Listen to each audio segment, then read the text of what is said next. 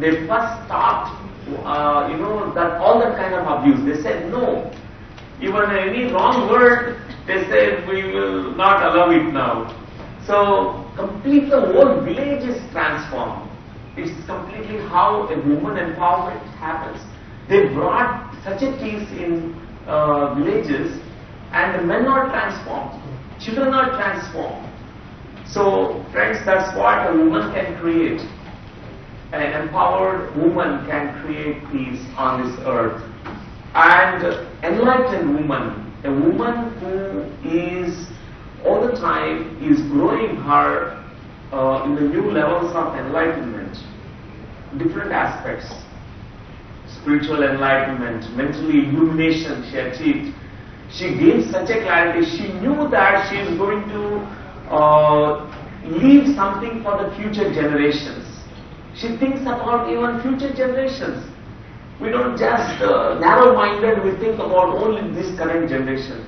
Now, if we think about 5,000 years from now, we need to leave something behind for our future generations who are going to survive, who are going to live here. So, women has that capacity. Men are very, very, sometimes not so broad-minded.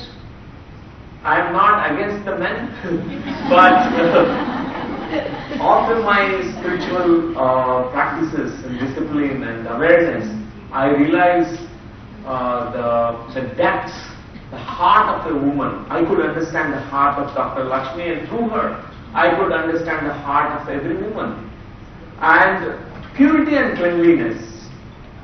Every woman, inwardly, the heart is pure, the mind is pure. And with that, she will bring purity and cleanliness everywhere, even the surroundings. And inclusiveness, that's the innate quality of a woman. Inclusiveness, she includes, she will not exclude. That's an empowering and enlightening woman, who includes everyone. She will not exclude, she will include, it's very inclusive. And gracefulness and beauty. There's so much beauty and gracefulness in a woman, an enlightened and empowered woman. And spiritual heights, she keeps reaching to such greater spiritual heights, unknown heights. And out of male ego, and a lot of women masters are not coming to the limelight. We talk about Jesus Christ, we talk about Buddha, we talk about Mahavirji, we talk about, only all the masters like men masters, but there are many women spiritual champions who are, historians did not record it. They deleted from the records. Women are great spiritual champions. And there's so many myths.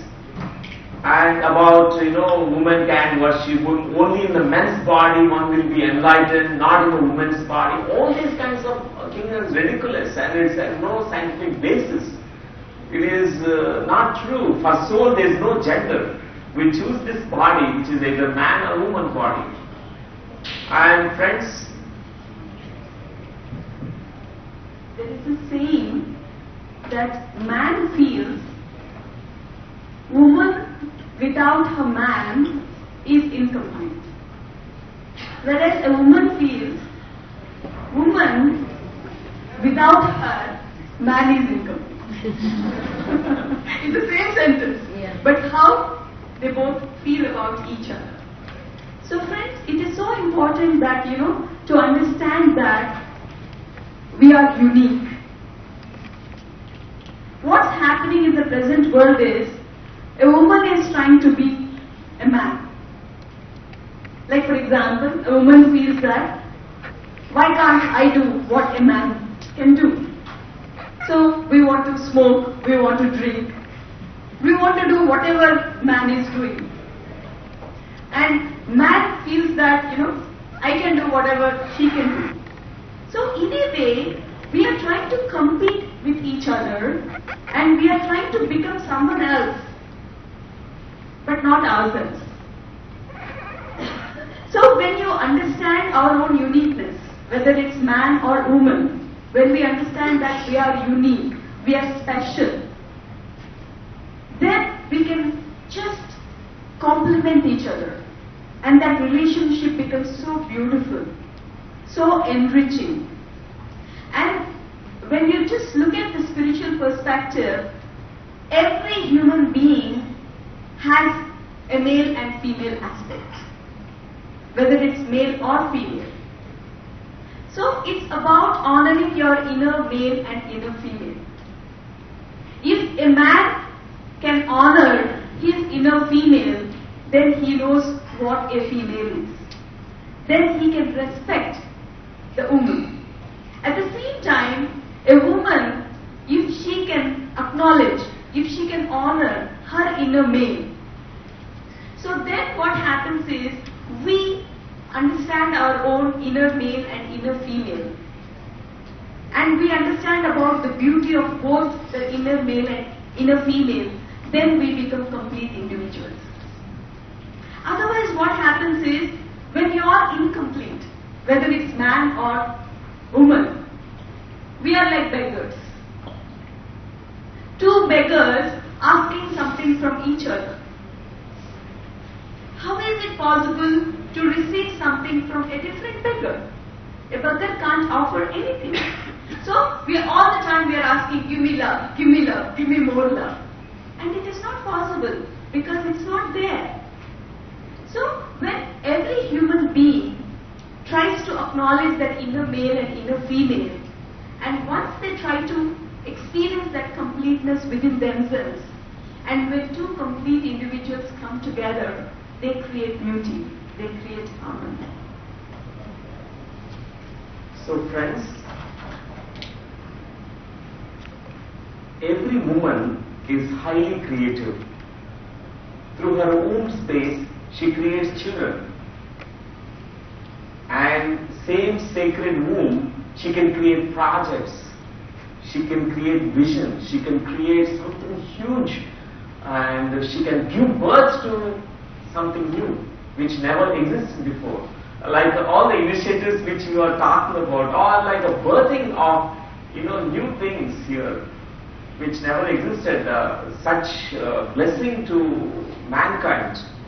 So know the creative power that's existing in every woman, and every woman is highly compassionate. And compassion means it's like embracing both sides of the coin. That's the compassion. It's the highest form of love that's existing in every woman. And I felt that my mother never loved me in the childhood. I was so angry. That's why my mother given me to my grandmother. I was so angry. And actually, it's not real case. That's not what really happened because of the situations, financial conditions. And as a child, I didn't know. I didn't have this kind of understanding of the limitations of my parents. So what happened is, when my meditation practices happened, I could understand my mother. First time I could understand the greatness of my mother. What a sacrifice she made to bring me into this world. In her womb, 9 months she sheltered me. Even she has to, sometimes has to challenge her own life. She may lose her life in giving birth to new life. What a sacrifice she has made. I first time honored, acknowledged the love of my mother. I went and bowed down to her. And I cried and I said, Mom, you love me always. Thank you.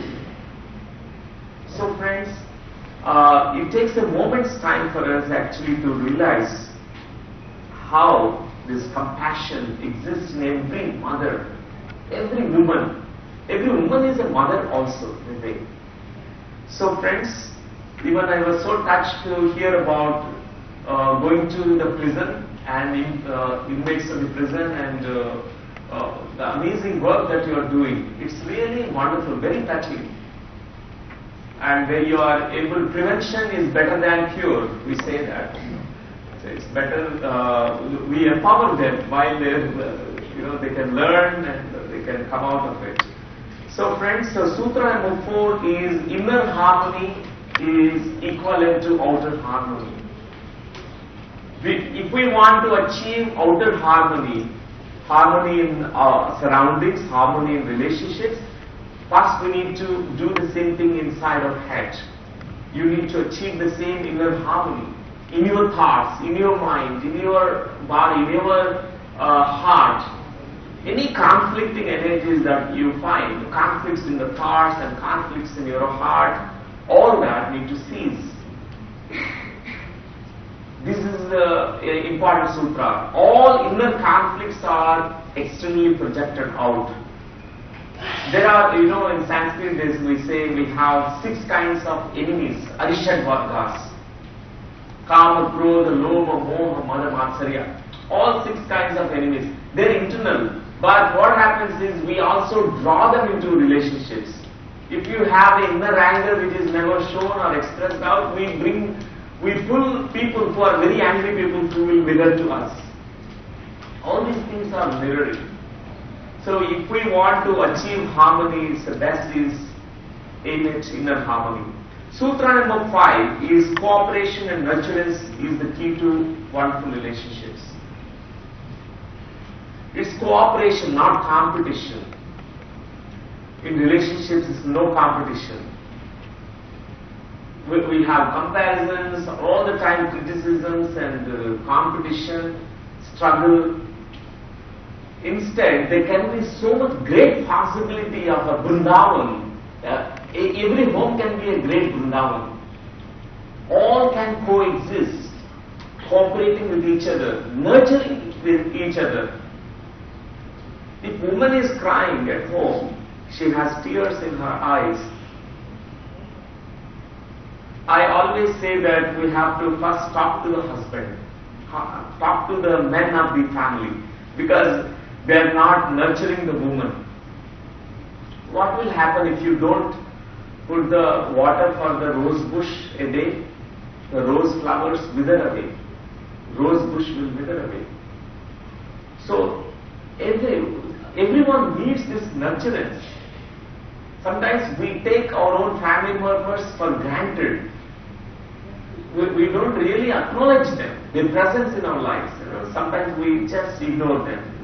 We always want to acknowledge others outside of our home, but your own family members, so important. This nurturance, selective nurturance, so important. And sutra number 6 is heart and soul based relationships. Not just mind based relationships, not just physical relationships, but it's more of heart energy. This heart has infinite love, which has such a capacity to love and such a capacity to forgive. We can forgive even our enemy, the worst enemy also. That capacity is there for the heart. And soul-based, we have to bring soul into a relationship. Then there is a possibility of such radiant relationships. If a woman realizes her own inner magnificence, inner radiance, she will bring that out. She will bring such a radiance in all her relationships. Her bonding with the children, her complete, entire relationship spectrum is touched by this radiance and magnificence. And sutra number 7, freedom and mutual respect will allow all the relationships to blossom. Freedom is so important, allowing the other person to be himself or herself. In relationships, it's so important key. Khalil Gibran, he says, let there be spaces in your togetherness. Though like pillars apart in a temple, pillars are holding the same temple. There is a wind which is dancing through the pillars, all the time flowing through the pillars. So in relationships, this fragrance of relationships, it really is going to magnify when this is respected, mutual respect and freedom. Otherwise, men takes away the freedom of the woman, or woman takes away the freedom of man. It's so important to respect each other. So friends, if a woman can actually can know her own strength, the power, the inner power that is existing, the power which is not coming from a position or money or place or all that, nothing, the inner power. There is a power inside every woman. We need to first embrace it, and then everything falls into place. And the same power can really manifest in entire life, in all aspects of life. So friends, when woman suffers, when she is angry, her Kali energy comes out. It will be very destructive. It's better, all the men also need to be aware of that, not to make the woman angry. It's so important, because relationships, they suffer because most of the times these ego struggles, and mutual respect is not there, and this unconditional love is not there in the families. The family system is shaken up because of that. So friends, and now we want to understand about the first relationship we had with our mothers, because that's where our relationship began. When the sperm and ovum, they joined and they formed a zygote, conception happened, and after that zygote started multiplying into millions and billions and billions of cells, and tissues are formed, organs are formed, fetal body is formed. And what happened? Our first relationship with our mother began. As a fetus, we are in tune with our mothers. We hear her. We feel our mothers. We know what's happening between mother and father. So many times the girl children are rejected. In India also, even now, people go to scan whether the fetus is male or female. It's so shameful actually. It is still happening that way. Because all the women, without woman there is no creation. Without woman there is no